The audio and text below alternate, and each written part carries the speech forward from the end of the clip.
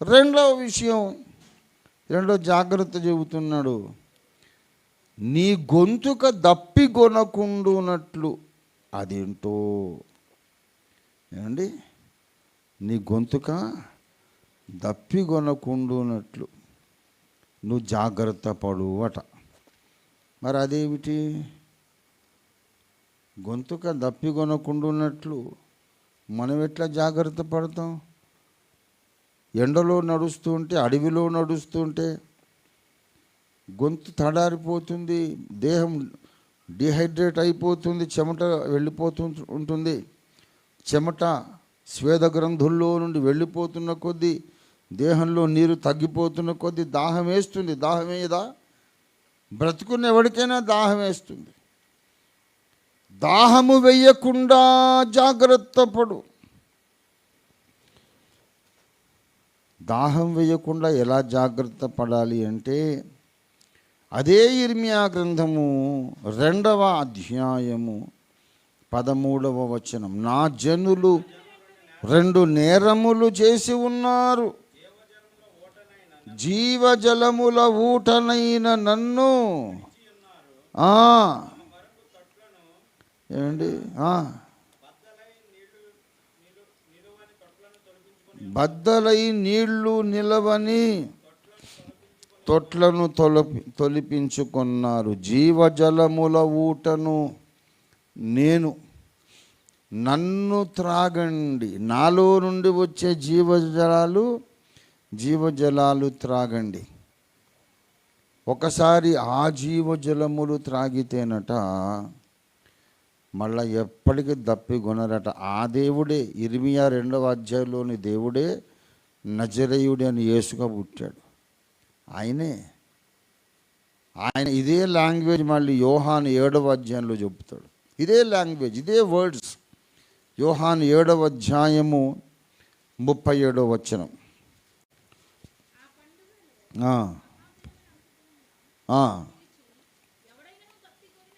ఎవడైనను దప్పి గొనిన ఎడల నా యొద్దకు వచ్చి దప్పి తీర్చుకొనవలెను. నా యందు విశ్వాసముంచువాడెవడో లేఖనము చెప్పినట్టు వాని కడుపులో నుండి ఆ జీవజలముల నదులు పారునని బిగ్గరగా చెప్పాను. ఎవరికైనా దాహం వేస్తే నా దగ్గరికే రావాలి. ఆయన ఇచ్చే జీవజలములు త్రాగితే ఏమవుతుందో సమరయ స్త్రీకి చెప్పాడు ఆయన 4:14. యోహాను, అదే యోహాను సువార్త 4:14 చూడండి. నేనిచ్చు నీళ్లు త్రాగువాడు ఎప్పుడునూ దప్పిగొనడు.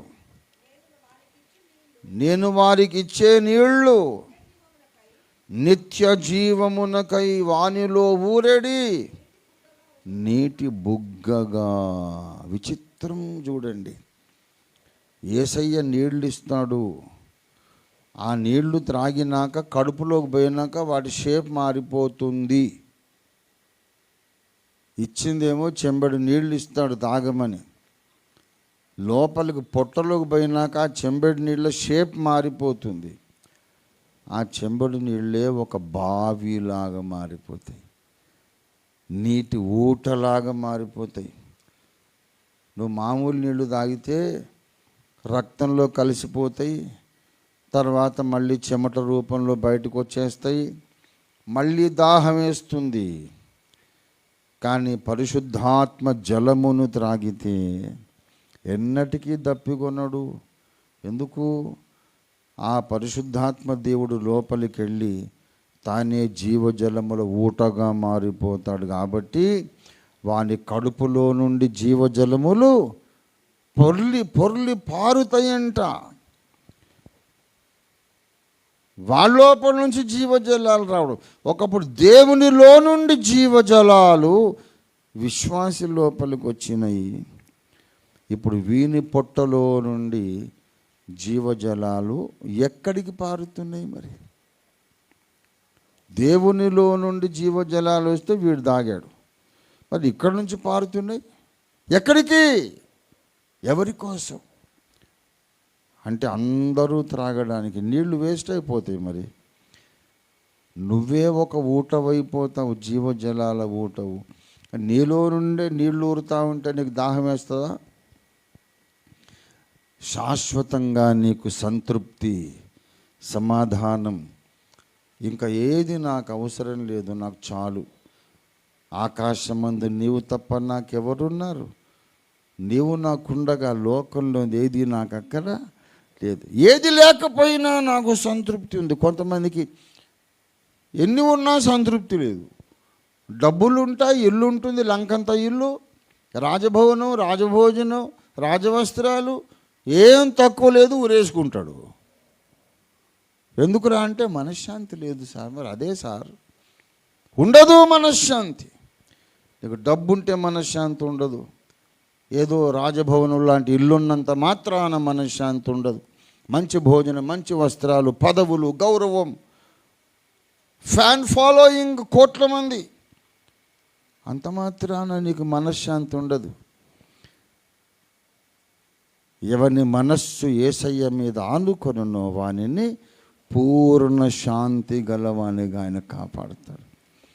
యేసయ్య నాకు తోడుంటే, నీకు తోడుంటే ఏది ఉన్నా మనస్సు నెమ్మది ఉంటుంది, ఏదీ లేకపోయినా మనస్సు నెమ్మది ఉంటుంది. మనశ్శాంతి ప్రపంచంలోని ధనమంతా మనకు కలిగిన దానికంటే కూడా గొప్ప ధనము మనశ్శాంతి. దేవునికి స్తోత్రం కలుగును గాక. నా శాంతినే మీకు ఇచ్చుచున్నాను.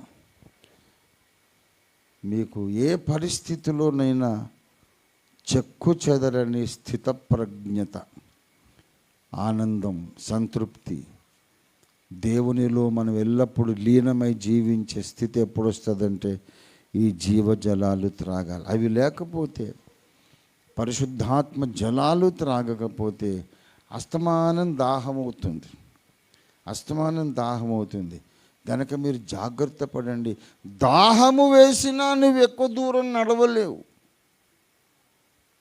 దాహం వేస్తోంది, నీళ్లు త్రాగకుండా నడుస్తున్నావు. ఎంతసేపు నడుస్తావు నాకు చెప్పు? ఎంతసేపు నడుస్తావు? ఓపిక ఉన్నంతసేపు నడుస్తావు. నడుస్తూనే శోషొచ్చి పడిపోతావు. Very dangerous experience.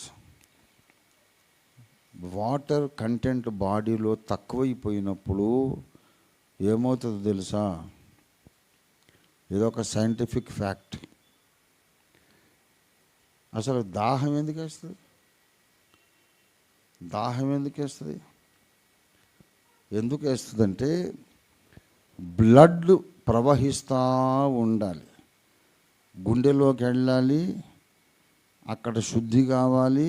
శుద్ధి చేయబడ్డ బ్లడ్ మళ్ళీ అన్ని అవయవాలకు పంపు చేయబడాలి. ఇట్లా ప్రవహిస్తూ ఉండాలంటే రీజనబుల్ థిన్నెస్ ఉండాలి దానికి. రీజనబుల్గా పలచదనము ఉండాలి. చిక్కగా అయిపోయింది అనుకోండి, ప్రవహిస్తుందా? ప్రవహించదు. ఎప్పుడైతే నీటి కంటెంట్ తక్కువైపోయిందో రక్తం చిక్కగా అయిపోతుంది. అయినప్పుడు ఇక ప్రవహించదు.